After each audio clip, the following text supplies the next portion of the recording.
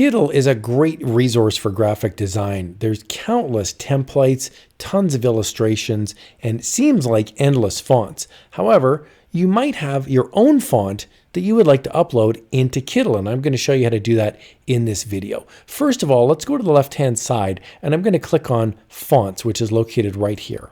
And we'll see there's a whole bunch of fonts that show up, and you can scroll down and look through all the different fonts. There's also a little filters menu here at the top, so I could click on decorative, for example, and that will load in only the decorative fonts. So you can see all the different fonts here, and if you click use font right here, you can add the font to an existing project, or you can open in a new project. So I'm going to click open in a new project right here.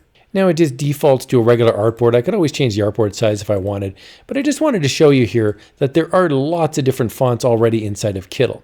However, if you would like to change the font to one that you've already either purchased or grabbed from a free website, you can do so pretty easily. In this case, I'm going to click on the text in my artboard, whatever artboard you have, and I'm going to scroll on down, and we can see that there's text style along the right-hand side. Now, if I click this little text box, this typeface box right here, I can see all the different fonts that Kittl has.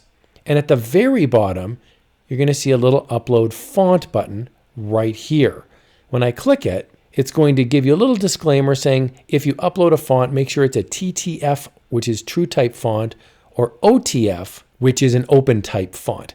Either way, if you have fonts saved on your computer, they should be one of those two file types. Now here, I'm going to upload a font. So I'm going to click this choose fonts button right here.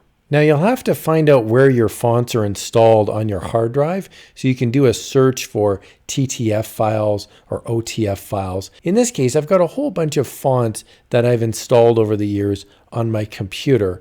And I'm going to pick one here that I can use in a Kittl project. So for here, I'm going to pick this 60s pop font right here. I'm going to click it, and then I'm going to click open. It's going to recognize my file name. It's a TTF, which is a true type font, and I will click upload to library right here.